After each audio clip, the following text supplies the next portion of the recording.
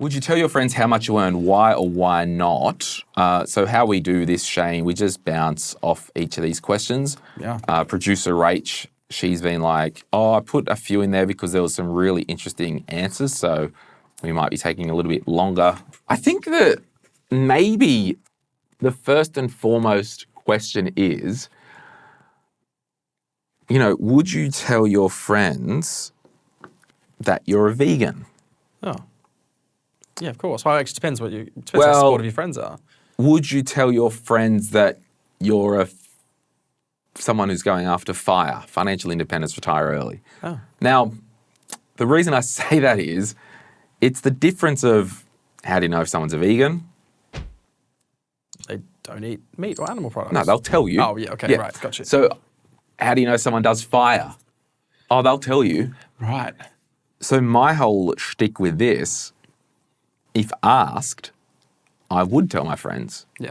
But I don't know if we're like, hey, Dirty Mike, guess what? Yeah, I'm on the highest tax threshold this year. Guess what it is? Like, I think that's the difference. I'm most excited that you have a friend named Dirty Mike.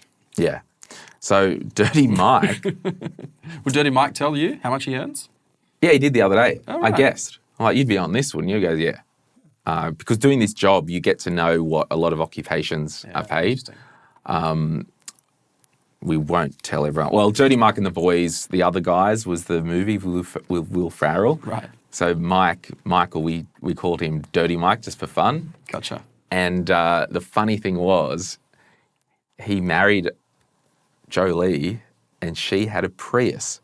And in the other guys, Dirty Mike and the Boys would have bang sessions in a Prius. So it was just hilarious. All right, let's go. Daniel Quinn, regular pest in the group. Yes, he would, because we don't actually talk about money enough. Yeah. Yep. Silvana says to compare industries and jobs and roles, etc. Yes, but only if I was asked and without malintent. Oh. What do you think is like some malintent if someone's asking your income? I think it could be we're out for dinner or whatever, and it could be that. And I've seen it before. Just because you earn more, you should pay for this coffee or this dinner or and similar. Just because I can't have something doesn't mean you shouldn't as well. Yeah. So, Kalina, people are just jealous and bitter a lot of time, even if they hide it well. I've learned not to share specifics and to undertell my income. Interesting. Yeah, it's really Who interesting. are you hanging around with, Colina? Well, Liz says no, as I'm embarrassed by how little I earn compared to how old I am and how much I struggle raising my kids on my own. Which is really it's sad to hear that people around that you feel the need to have to feel that need for comparison. Do you think a lot of this comes back to this overarching comparison that we have with one another? Yeah, I don't know. I remember years ago, I joined a business community, and when I joined, one of the conditions of us joining to be part of this community is you had to wear a lanyard at every one of our immersions, and the lanyard showed the last 90 days of income and the last 12 months of income. So everybody could see and look at your lanyard and see how much you'd earned in the last 90 days and how much you'd earned in the last 12 months. And I loved it. I actually really enjoyed it. The reason why I liked it is because people in kind of business context will walk around like, they know everything, they've got all the answers. You can very quickly look at how well their business is performing. But what it did do, as much as it was uncomfortable, is it did remove some of that stigma around money and the awkwardness of having conversations about money. Interesting. Yeah. So it's almost like if you're showing so ordinarily you would act like a big shot. Yes. But it could cut you down to reality. Well, the thing is, it's because a lot of those environments you go to people for advice, right? And someone will go, oh, you should be doing this, you should be doing that. And you look and you go, well, you've earned, next It gets to the point where it doesn't months. matter because it's all about designing your life and living life on your own terms. And for me, I've got a number that I earn that affords me a comfortable life. Yeah. And I don't want to stress out and all that just to earn more money. I don't know. It's a very interesting topic. Yeah. Erin. Yep. I don't keep it a secret, but I'm selective with who I tell. Interesting. Yeah. Madison said, as a business owner, yes, because I want other people to know that it's possible to pay yourself a decent wage. I think there's a distinction, like some of the answers are different whether you're a business owner and you're talking about how much you earn in your business versus people who are earning a personal salary. Because I think like telling someone how much your business earns versus how much you take home is a very different conversation. I don't care if you turn over $5 million, if 4.5 is cost of sales and 300 grand staff and you're taking 100, whatever it is, there's a bit of a problem there because too much money's falling through your hands with you not catching it. So, reels.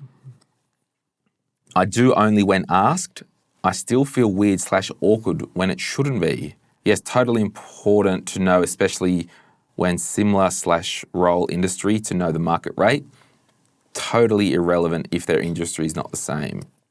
Yeah, and Chris said, I feel like my friends are going to get weird about it. Do you think there's also an Australian culture thing? Maybe a little bit of tall poppy that creeps in there? 100%. It definitely weighs on. I've just started sharing our YouTube income on like Instagram and stuff. Because I just think it's fascinating and it's one small part of the business that I don't, because I run a public company, a private company rather. It's all private. I'm like, people might want to know. And because it's not that much money, but it's just interesting. And we now share the business income, top line, before cost of sales with the team every month, just to kind of compare last month and get a bit more buy-in. So, and I think for me, I was quite embarrassed to share that with the team. Why? Because I don't think I earn as much as I should. I can. But I live a comfortable life and it's good. Yeah. So, I don't know. It is interesting. Yeah. I mean, Stephanie says here, no, I don't discuss my financials with anyone. I always like to keep that private. I've always been a good saver, and when I was younger, silly me told my friend at the time how much money I had, and she then used to think that I can just pay for anything. She'd say, well, you've got plenty of money, and since then, I no longer want anyone to know how much I have apart from my parents and partner. There seems to be a common theme is like, it generally is like, I don't want people to see me in a different way or to think that I can basically bankroll our friendship group. Yeah, and I don't know. I've got to be careful what I say because I've got friends who listen to this, but it is interesting. And particularly if you earn good money and you're a generous person as well. Yeah. Sometimes there can be, in group situations, a non-intentional, Glen will grab that, it's all good. And I will when I offer, but it's also, if it's $460 worth of pizza that I paid for a couple of weeks ago and 3 people sent me $20, like, and again, it was ages ago, don't care. And the only reason I bring it up because someone actually said to me, they're like, hey, just sent you the money. They go, does everyone there chip in as well? Or do they just, Glen will get it? Yeah. I'm like, look, it's a bit of swings and roundabouts with that, but it's an interesting one as well, because I remember going to dinner with a couple of friends, and I don't know how much exactly they earn, but they earn a lot of money. It's very successful business people, and they took me to a place where I would never go to normally pay and ordered drinks that I would never normally buy. And it got to the end of the night, and I was freaking out. But obviously, I put my card in to pay for my contribution as part of it, and they were like, no, of course not. And they kind of pushed the card back again. I nudged my way through. So again, like, it's contextual as well, right? So based on where you are. But it does create a bit of like an awkward dynamic sometimes within groups when you don't talk about money. Yeah, 100%. Holly, I work in the public service. Anyone who knows my employment level could easily Google it. So not too fussed about sharing this kind of information. Heather. I have done, and we no longer do, as we had an increase in people asking to borrow money. We love being generous. We're already extremely generous, but we're working on generational wealth, and so earning is almost irrelevant. We have big goals and still have to manage our long list of wants and find that people borrowing money are not managing their own list. So even though we might earn more, it carries on. Yeah, I didn't crop at all.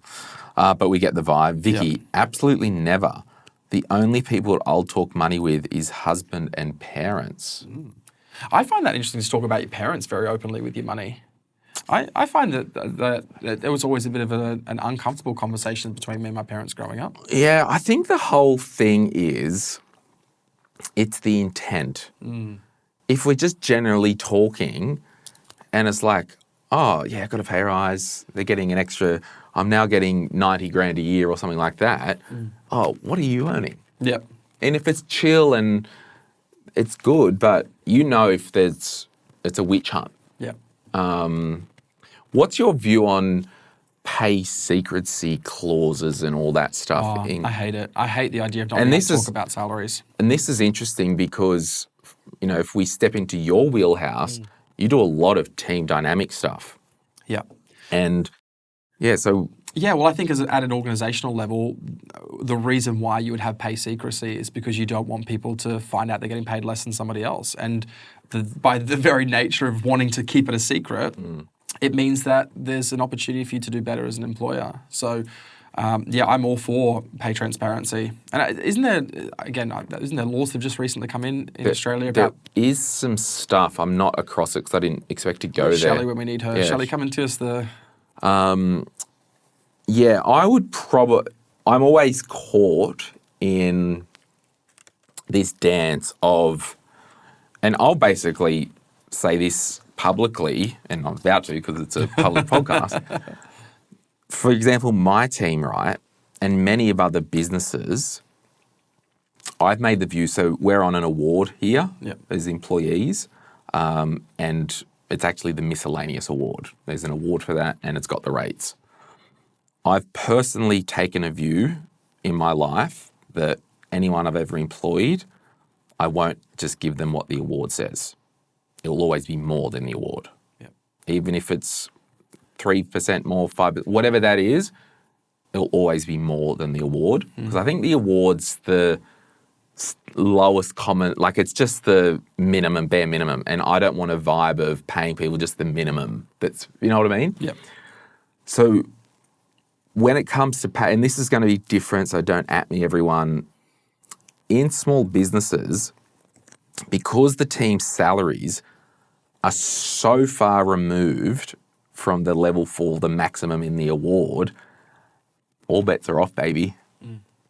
We can pay whatever. I could, if I wanted to, price discriminate, or not price discriminate, but like you talked before about the salary discrimination. Don't talk about your salary, everyone, because Dave in accounts is getting, 80 grand a year, and Megan, who sits on the other side of the desk, is getting 110. They're doing the same job. Yeah, Megan's got a bit more go in her. She actually went and asked, and, so that business, why wouldn't they pay discriminate? Because they could be well departed from the award and literally like, yeah, Megan's actually worth more, Dave. Your pay rise is effective when you are, mate. Like, but then you go counter argument. Gender pay gap can step in. Yeah. Well, I think Other things can step in as like, well, are you taking advantage of people? All that stuff. So, yeah, well, if you can justify... Thanks for adding this question in, Rach. If you can justify the difference in pay, and again, the transparency is just about people having the freedom to be able to have that conversation as they need to. But it's a great one. Lots of people say, my friends and I talk openly about salaries and expenses. That's a good part of it as well. I like the idea of talking about not just how much do you earn, but like, hey, what are some of your big expenses? And, you might start to realise you could save money or find ways. Amy, yes, we are all here to support each other. I think transparency is helpful. It's more just the way you speak about it, and it can be unhelpful. It really depends on how close the friendship is. Yeah, so mixed bag there. I'm just having a look, and this has just literally opened up a browser and talked about and just put into chat what are the current pay secrecy laws in Australia. Employees can talk about their pay. Employers can't stop them since late 2022. Yep. You have the legal right to share or ask about pay. Employers cannot include pay secrecy clause in the contract. I think that was the thing that I was thinking and you were thinking about. Yeah. Because we operate in a different level than a run-of-the-mill employee. So I grabbed onto you can't enforce the pay secrecy clause. Yep. Any old secrecy clauses are unenforceable once the contract is varied or updated. Employees can't punish you for discussing your pay. Now, I will say, if you are in a business and it might not be like the government or the teachers, the nurses, the ambulance with pay bands, and I'm talking with your fellow workers, if it is a small business and there's much discretion or there's different, be careful what you wish for with sharing your pay at work with your co-workers. What do you mean?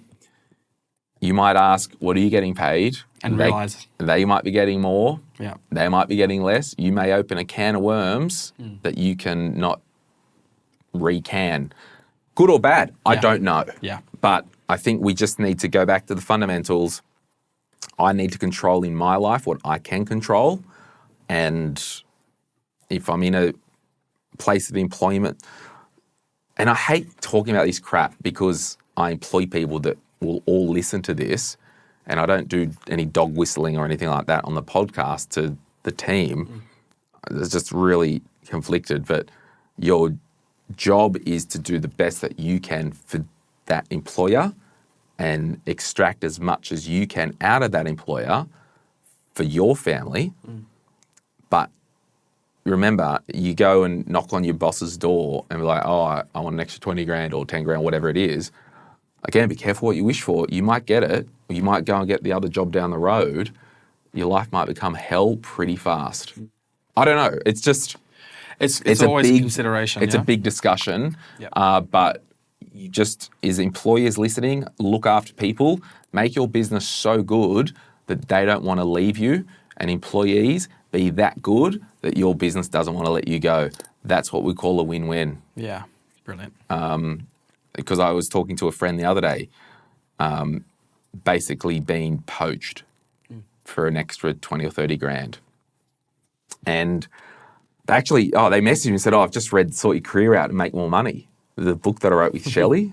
And like, fantastic, changed our life, my life. And and I met someone else at the conference last week that came up to me and said, I read that book, it was amazing.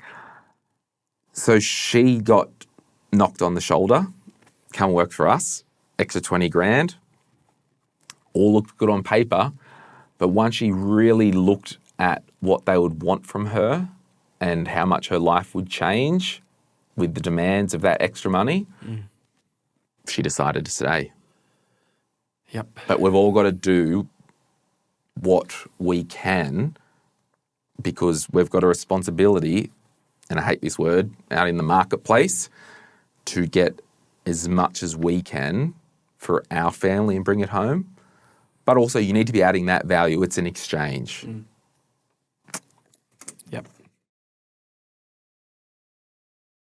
Hey, it's Glen here. Thank you so much for watching today's video. You made it to the end. Can I ask a favor? Can you hit that like button and maybe hit subscribe if you want to get notified when we release further videos just like this one, whether you watch the Money, Money, Money podcast or Retire Right. And remember, if you want to learn more about investing, I've got an investing book, The Quick Start Guide to Investing, and there's a link in the description to get your hands on a copy. Thank you so much. Bye.